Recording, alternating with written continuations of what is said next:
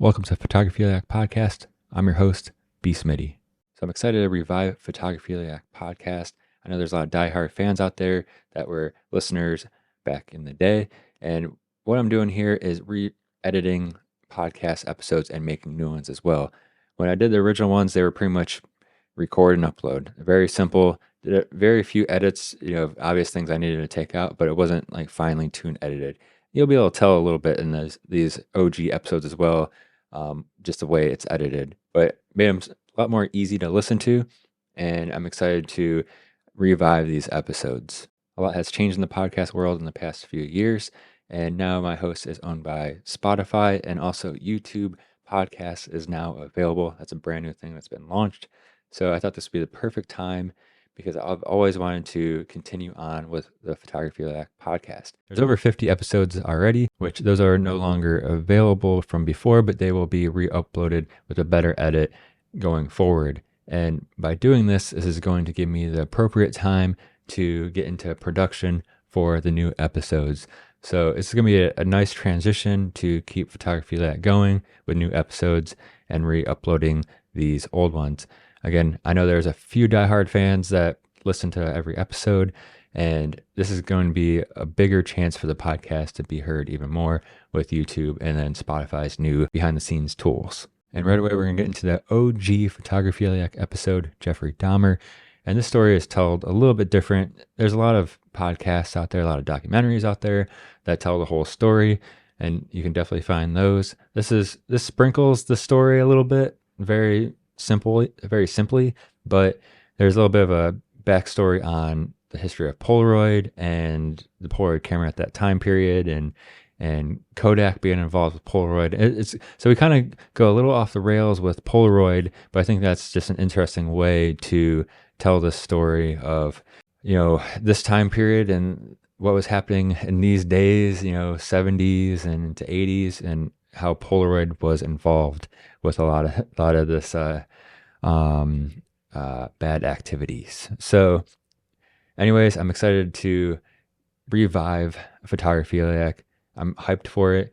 I'm excited to see what YouTube has in store for the podcast. I think that's going to be a huge thing. And like I said, I know there has been diehard fans and, sent messages before when I'd upload and all that. But I think it's actually worth a re-listen because it's going to be easier to listen to. They're edited better and that type of thing. And going forward, new episodes are going to sound even better because I have better audio equipment than I did back then. A lot of it was just run and gun, very simply done. So anyways, let's get into this episode. Jeffrey Dahmer, Photographiliac.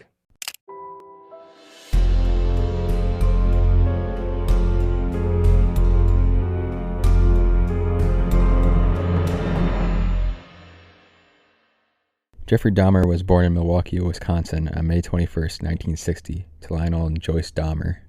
He was described as energetic and happy until about the age of 4. He had a surgery to correct a double hernia. It was told that his personality had completely changed at that point after that surgery. That's kind of argued on later in life. That seemed to be a turning point for him when he was a kid. He pretty much remained mostly to himself through school. He did end up entertaining his classmates by pulling pranks and faking seizures. He would just basically fall on the ground and flail and make noises, and he would even do it just up onto people, basically, running into them, faking a seizure. His classmates ended up calling it doing a Dahmer.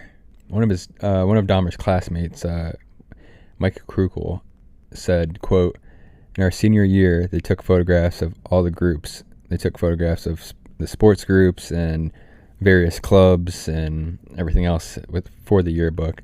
And Dahmer got in a group of photos that he was not a member of. He would just get in there and take the photo." Also, Krukul also said, quote, "I think the funniest one is he got into the National Honor Society group." So he was in the group photo for National Honor Society, and he definitely wasn't anywhere close to being a part of that. He was not in that group academically, but he was in the photograph. And I believe the president of the group had him blacked out. So in the yearbooks, there's a body without a head. You can find that online if you literally look up the Jeffrey Dahmer class photo. It's actually super disturbing. There's just basically a torso with a blacked out head, and that's actually Dahmer because he's in the photo of the National Honor Society, but he wasn't supposed to be. So from an early age, had an interest in dead animals. He would collect animal carcasses from the roadside, being hit by vehicles and whatnot. He would even pick them up while he was with his friends. He would dismember these animals either at home or in the woods. And according to one of his friends, Dahmer dismembered these animals and stored the body parts in the tool shed at his home. Explained that he was curious that how animals, quote, fitted together. In October 1966, the family moved to Dalestown, Ohio. When Joyce gave birth in December, Jeffrey was allowed to choose a name for his new baby brother. He ended up choosing the name David. The same year, Lionel, his dad, earned a degree and started work as an analytical chemist in nearby Akron, Ohio. In 1968, the family moved to Bath Township, Ohio. 2 years after that, during a chicken dinner, Dahmer asked Lionel what would happen if chicken bones were placed in bleach.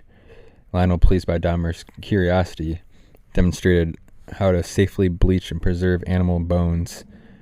And then Dahmer incorporated these techniques into his bone collecting. It's pretty interesting to be pleased by that question. Kind of interesting, huh? Dahmer committed his first murder in 1978, 3 weeks after his graduation. At the time, he was living alone in the family home in Bath. That's Bath Township. Following their decision to divorce, Lionel temporarily lived in a nearby motel, and Joyce had relocated to Chippewa Falls, Wisconsin, with his younger brother David. So I think with Jeffrey Dahmer's kind of like mental state and what he was going through, I think being alone in the house ended up being a bad thing for him for what he was going through at the time. So through my research, I was trying to figure out if there's anything with photography with Dahmer, and I think that story of him joining in the group photos was interesting for sure.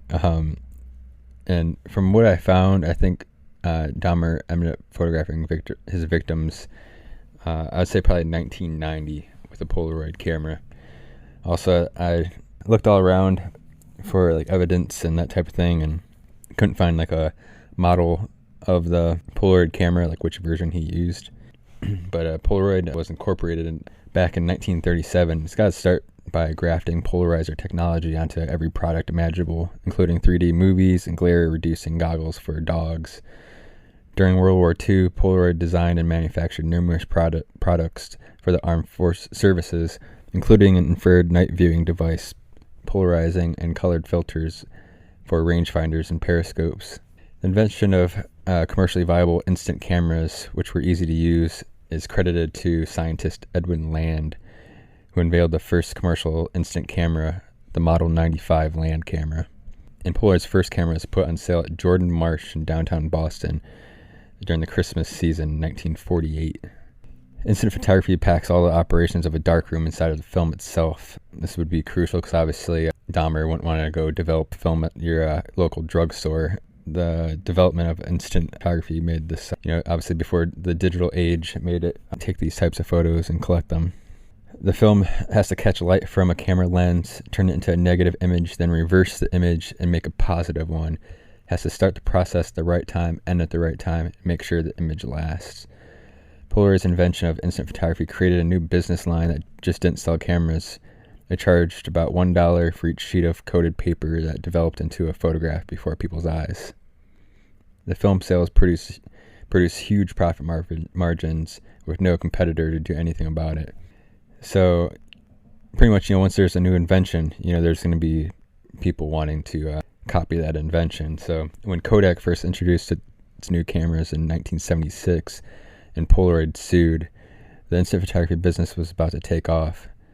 In the 2 years that followed, in large part because Kodak's added advertising, and I think that's the big problem with Polaroid. I mean, Kodak was like a juggernaut of a brand with a lot of money, and even though Polaroid created something new, it's tough when you have a company just kind of snagging the idea when they have all the money.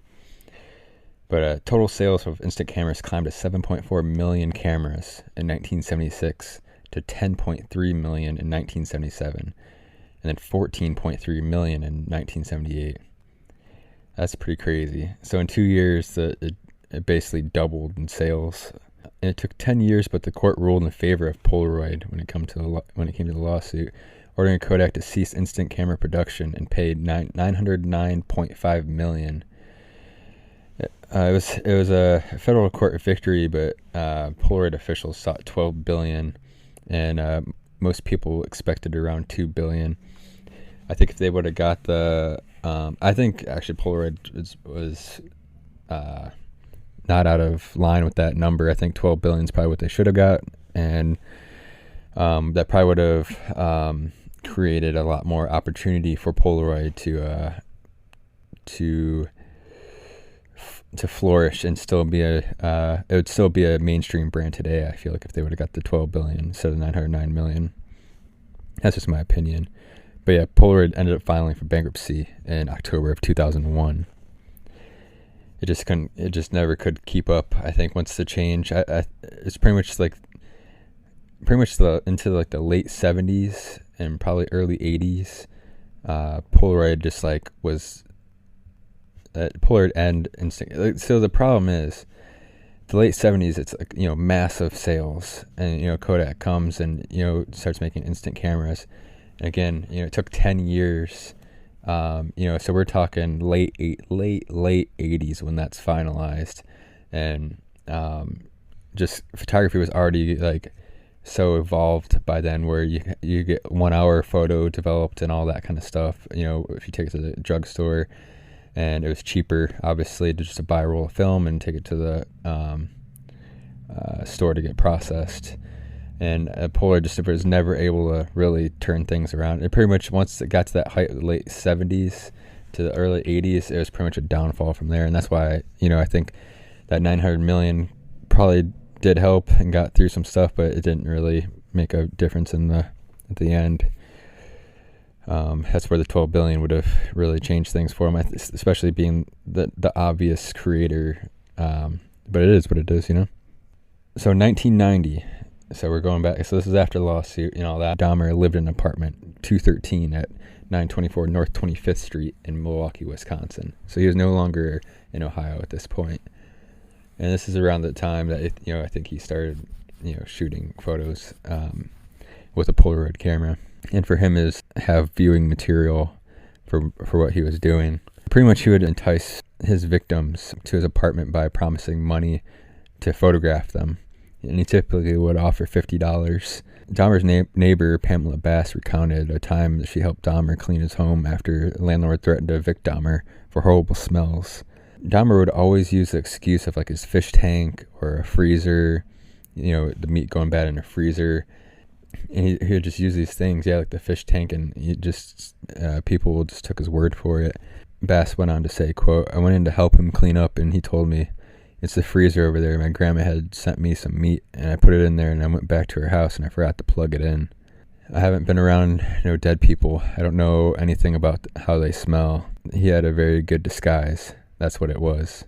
He would end up July 22nd, 1991. He approached three men and offered all three of them $100 to accompany him to his apartment to pose for nude photographs. It was only one of them decided to go back to the apartment.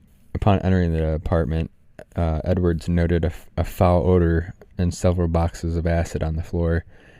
Dahmer claimed it to him that it was used for cleaning bricks. Dahmer wanted to get him under control, and so he basically asked him to look at his fish tank. He did. He got one handcuff on him. The victim responded, "What's happening?"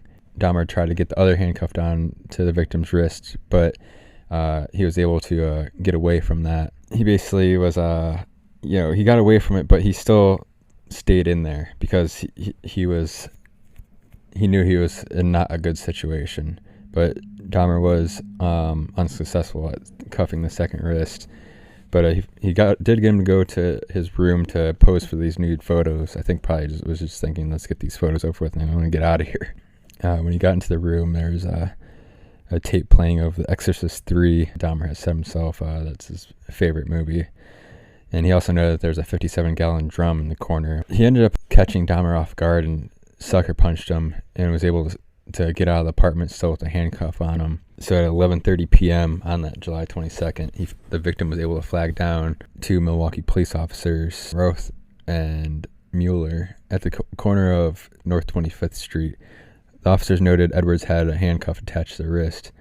He explained to the officers that, quote, a freak had placed the handcuffs on him, asked if the police could remove them, but the officer's key wouldn't work. The victim told him that he had been there at the apartment for 5 hours before he was able to escape and was able to take them back to the apartment. So when the officers and the victim got back to apartment 213, Dahmer actually invited them into the house and acknowledged that he indeed placed the handcuffs on him. He basically trying to get out of it, talking with the officers, and the officers obviously knew something was up, and the police officers went to tell him or ask him, like, hey, where's the key for this handcuff? We can't get the handcuff off.